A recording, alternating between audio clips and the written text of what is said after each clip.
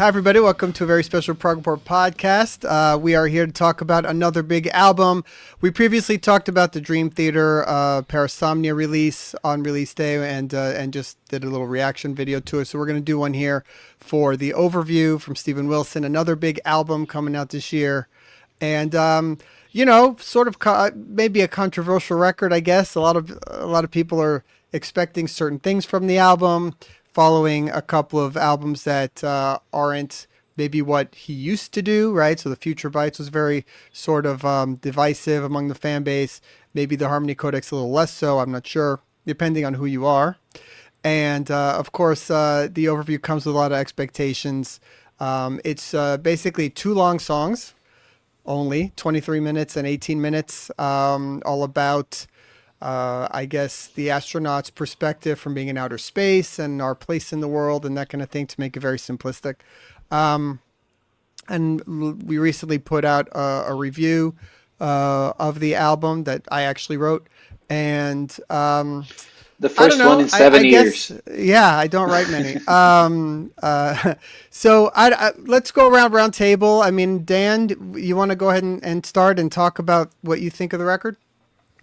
Well, it's only two songs, so you can only think of it as much as those songs define the whole album, right? Yeah. I do like the first song way better than the second one. I think it's a very strong song. It's Objects Outlive Us. I think that song goes in a lot of different places. It's very interesting. The soundscapes that he has are very cool. The bass sounds, the keyboard sounds, it's all like core Steven Wilson stuff, but it sounds amazing. And I do enjoy the second song a lot as well, but it does go closer to the more recent stuff he has done. Especially in the beginning, you have a lot of the electronic sounds, as we usually put it, as an intro. So, well, they have like very weird formats, those songs. Of course, they wouldn't have like a regular chorus, bridge, verse structure. Um, but overall, I think that the first song works very well, and the second is more confusing, if that makes any sense. Uh, Overall, though, I do really enjoy the album, and as I've spent a lot of time with it these past couple weeks, I come to realize that it has, as we've discussed before in our chats, it does seem more like a natural progression from where he was. I think Geoff shares this opinion too, so maybe he can go next. But I don't see as much of it being like Steven coming back to what he was doing before and more adding stuff to what he has been doing recently. Because I think if I were to pick a song that sounds more like the stuff in the overview, it would probably be Impossible Tightrope, you know, but with sounds with like the ballads in those last two albums, they also sound like this. So overall, yeah, I love the album actually. I really like it. This is all to say that I do enjoy it, but comparisons are you are unavoidable. So yeah. Yeah. I mean, Geoff, we've debated about this a lot, and Steven Wilson is maybe the most argued about artist in all of our chats pretty much forever. And I think, and but I think, so yeah, no, I go ahead. think, I'll let you take it.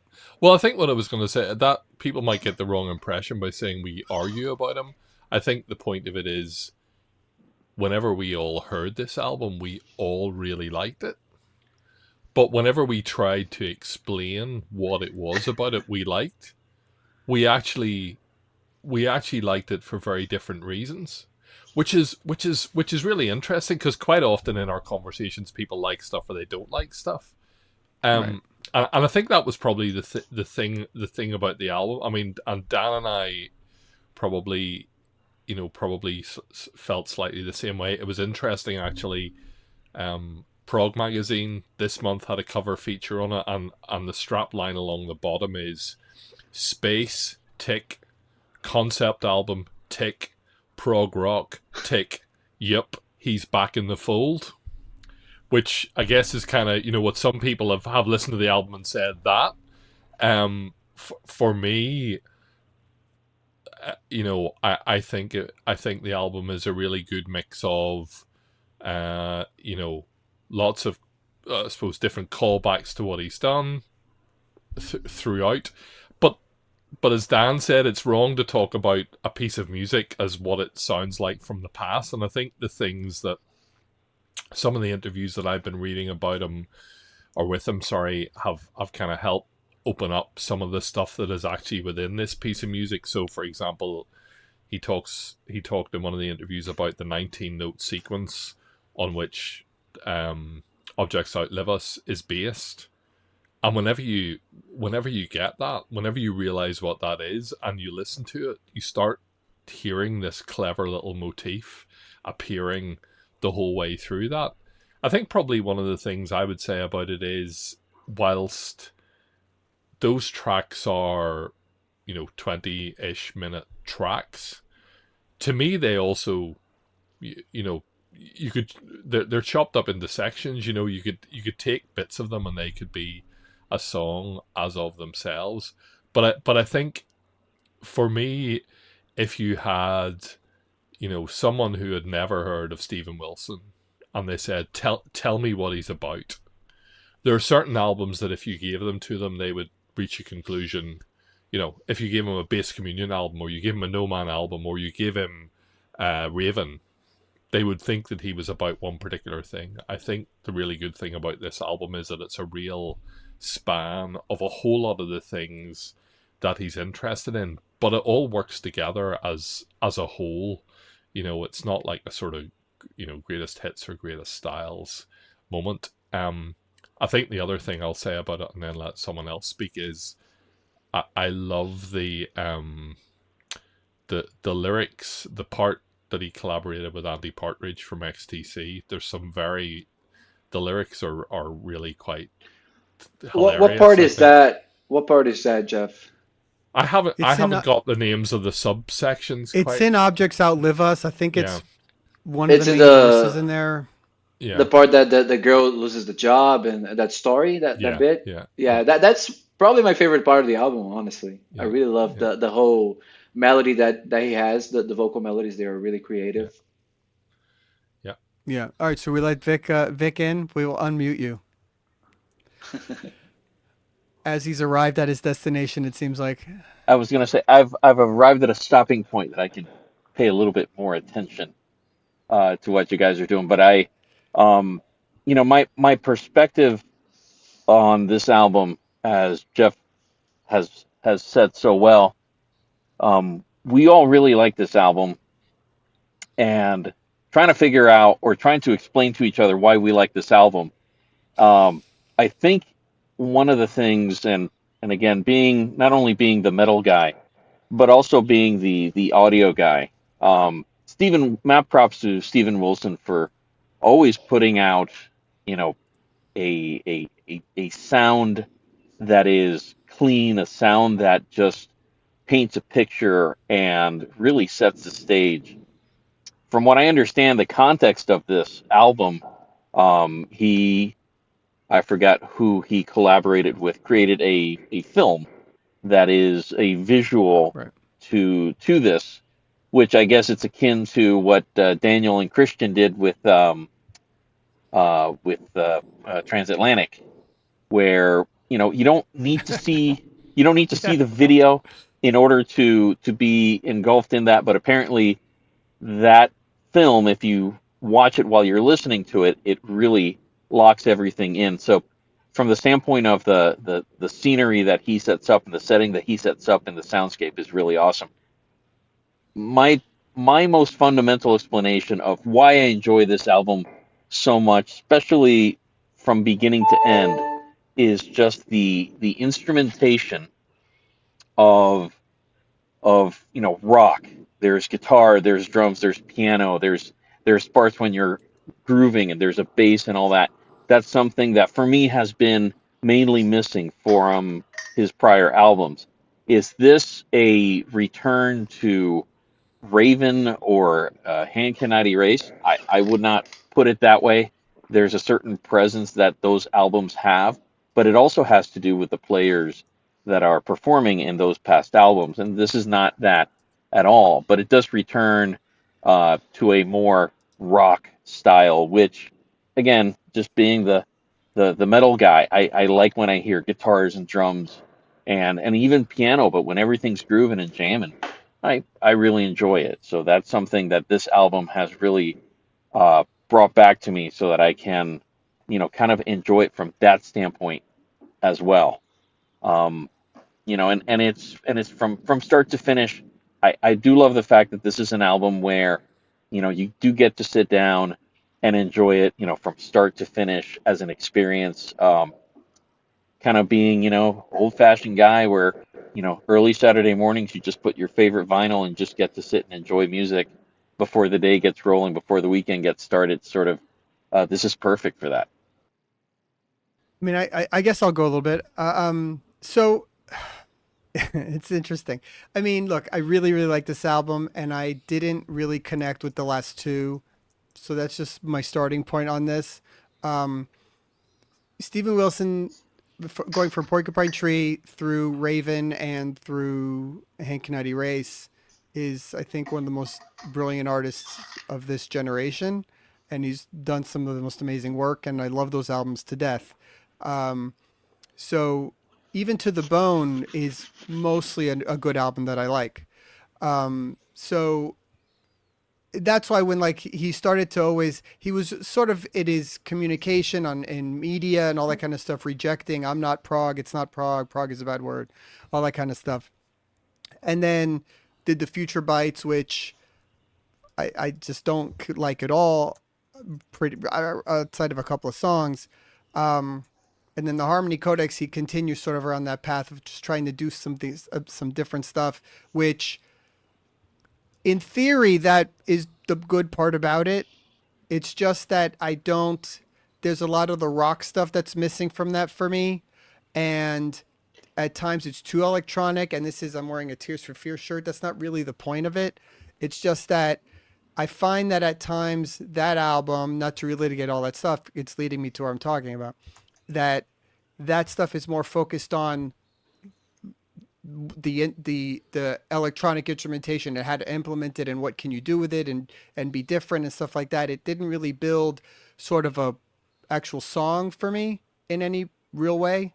This one, from the minute it starts, I felt like he was really working on telling more of a story throughout that became more of a song. So that right there already clicked for me. And then throughout, there's parts of like Luminol, Watchmaker, a Hand Cannot Erase stuff, guitar parts that are like a bit heavier and chunkier, and all those vocal harmonies.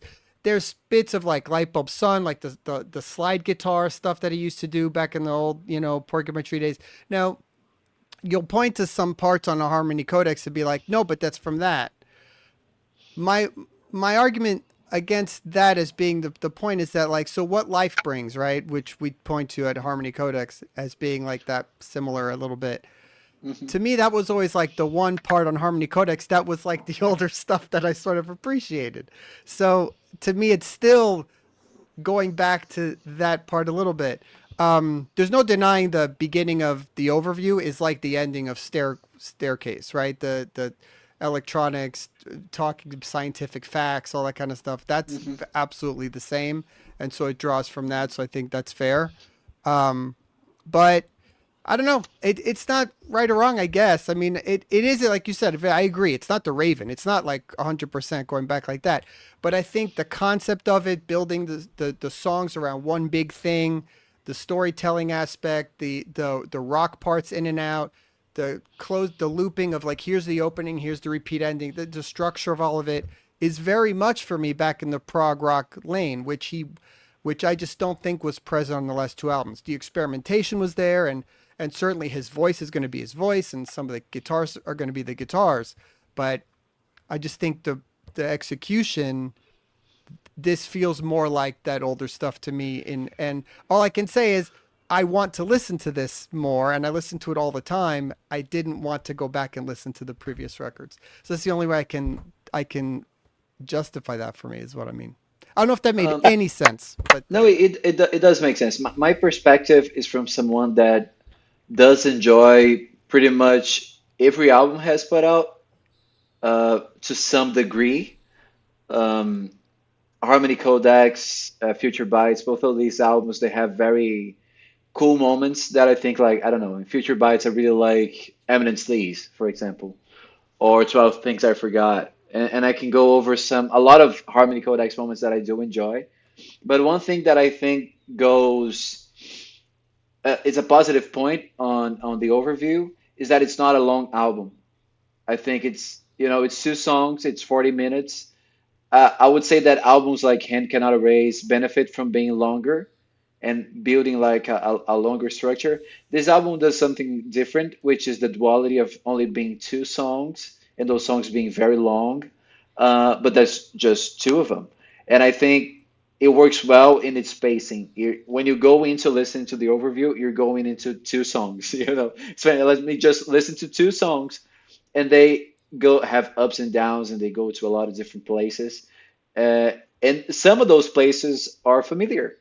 As you mentioned, the intro to the overview, the song goes back to one of the songs in Harmony Codex. There are some moments with the heavy bass that reminds me either of a moment in Hand Cannot Erase or maybe in Closure Closer. Yeah. Continuation. You know, Yeah. so that kind of sound, you get a lot of Steven Wilsonisms in the overview, and I think that's a positive aspect of it. And it being shorter and more concentrated, so you can appreciate each of those moments is a good thing.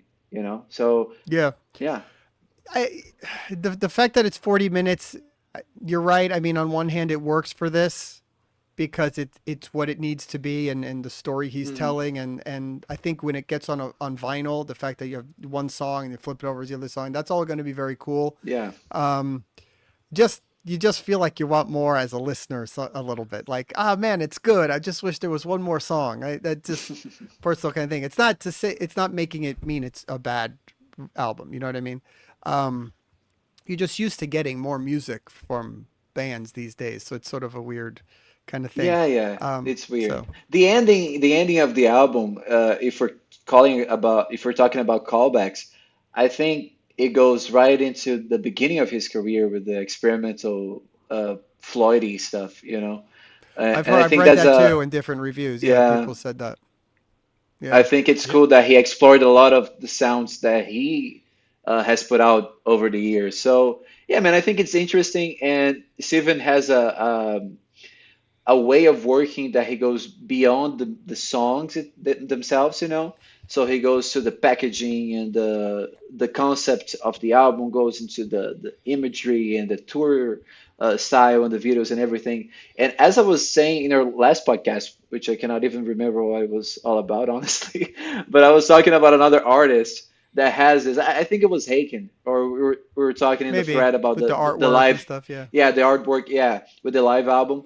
I think when you put an effort into those aspects of the music, it elevates it so much. So I do appreciate that, and I do want to get the album in my hands and see how it looks, and see the visuals and everything. It just Yeah, adds to the I music. ordered the vinyl to have that thing because I think it's going to be really cool. But you know what? Hmm I think all the albums, there aren't many, but nowadays to stand out and have an album have a longer shelf life and have give people something more to talk about and all that kind of stuff is these concepts. And it doesn't always need to be like a story like The Wall or anything like that. But I mean, even Dream Theater's Parasomnia has sort of this thing you can talk about, right? With what it's about, what all the songs are about, the artwork, the whole thing. Frost, Life in the Wires had all that, the radio and the stuff that they worked out with Haken's artwork and everything they do. The last tour had like the T-shirts, all that kind of stuff. I think it's not every band has an album that it works for, and it doesn't always make sense. But when you can, it does help. I mean, think about how much press and play, and of course it is Steven Wilson, so that's going to come with it. But there's no singles. There were no Mm. singles for this album, and Yeah. still promoted everywhere and talked about and had something to go with. So it helps. I think one of the other things is and you'll read that he said in one of the interviews, I don't I don't want to just keep making the same album again and again. There's no point in that. And I guess, he probably takes his model from, a David Bowie. type situation where, he went from one thing to another thing to another thing, and he was Ziggy and he was the Thin White Duke, and it was then Nile Rodgers producing an album. And when you see that, that's a really interesting thing, and it's a great thing. One of the great things about this album, I think, is that, again, it's just different, right? I say we've talked a lot about maybe some of the callbacks or the things that it reminds us of, and that's just very natural for an artist who has a big catalog, right? But I think the thing about this is it's very much its own thing, and I think back to Dan's point, it is quite easily digestible, because it is two songs. Yeah, I think it will be interesting to see what kind of, the reaction to it already that we're reading and seeing online seems to be people are very excited about it, and I think that's great. And I think the other thing that'll be interesting is actually the tour, because it's a fairly standard, I suppose, the thing that prog fans mostly want, well, lots of prog fans tend to want, is the artist to play their new album. Right. And sometimes that's a problem if that album is a double CD set and lasts for, 120 minutes.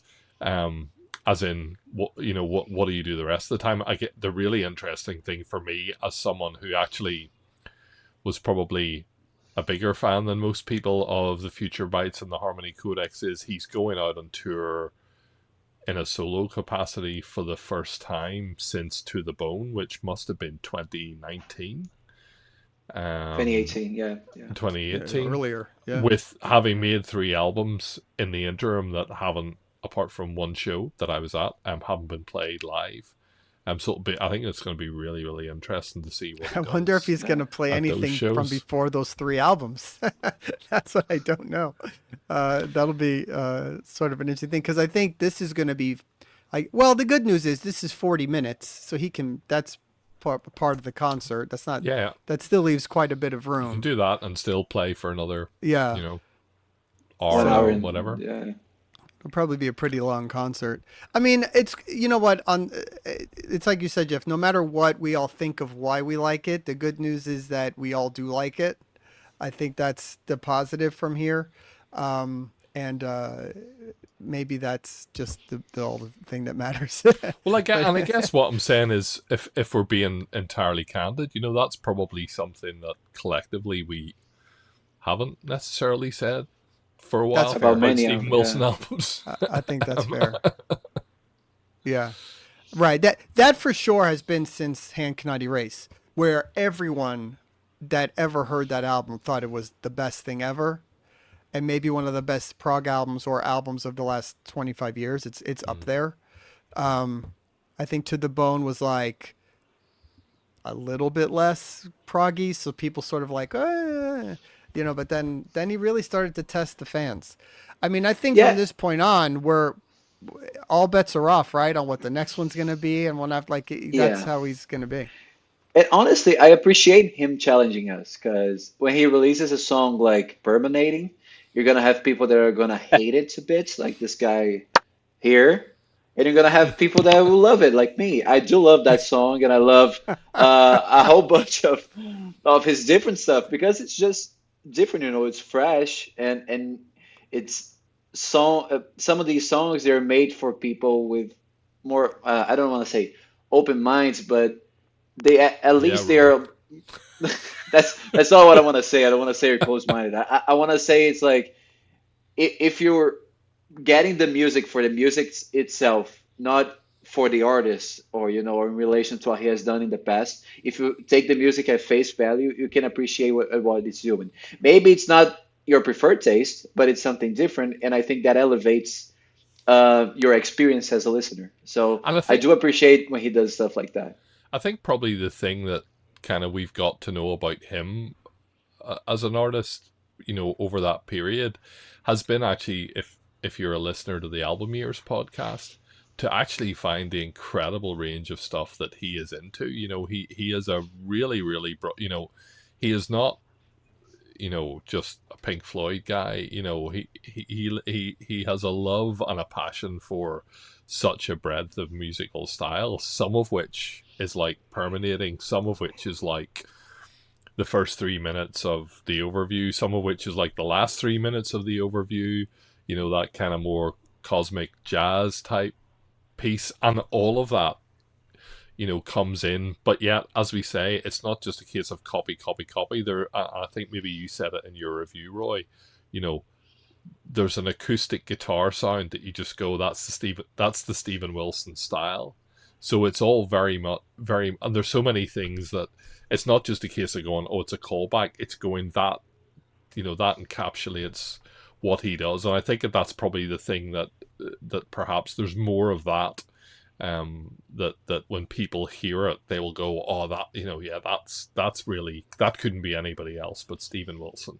And that's a very difficult thing, you know, for you know, it's a very different thing for an artist to do, and most people can do it for a voice, because, you know, Axl Rose will always sound like Axl Rose, or Brian Johnson will always sound like Brian Johnson, or John Anderson will always sound like John Anderson. But to have that from your kind of musical tableau underbed that you hear it and go, well, that's really Steven Wilson. That's you know, that's something pretty unique, I think. Yeah, and an achievement for sure. Yeah. It's cool. It is. It's. I'm happy to have this record. And to have. I mean, to me, it's like he's back, but I guess for some people, it's like he never left. But I'm just glad that he made this album, that we have it. Really, 2025 has been already really strong, and it's just March, and it's crazy. Yeah. You know, I think we can wrap it up here. Well, something else I wanna highlight yeah, quickly. go ahead, man. Yeah, just one quick thing. It's a great lineup too. You know, it's a Steven Wilson solo album, but the performance is amazing, and you know, bass sound, guitar sound, drum sound, and the performances, they're great. So Craig, Randy McStein, those guys, they really shine on this album, and they have like particular unique sections that you can see that they were tailored for them to have more freedom and experiment as well with their sound. So it's another aspect that I appreciate, and this is something that was maybe more missed in those albums that focused a little bit more on the electronic sound. That it feels like a band, and I did feel that with To the Bone a lot too. Even though it had different musicians than the previous two albums, it had a band feel, and that's something that is always appreciated as well. Especially like if we're coming from a prog rock background, this is something that's going to be a high point for us. So, yeah. Right. Yeah. It's interesting because in the interview he basically says, well, actually it's 80%. It was 80% me, and I brought in everybody else at the end. So is I haven't seen the credits for it. Is Nico Sonev on this at all? Oh, I didn't see it listed. I just saw the three guys. Just, you know, Randy. So I've loved Mustaine, his Craig I Blundell, loved his guitar playing in on the Harmony Codex, and he also played at that live thing that I saw. Some of it sounded quite like him, but I hadn't seen the credits, so I don't know. Yeah. All right. Well, we'll leave it there. Hope you enjoyed this little recap of the record. We'll do these from time to time on big records and stuff. Two of those now yet.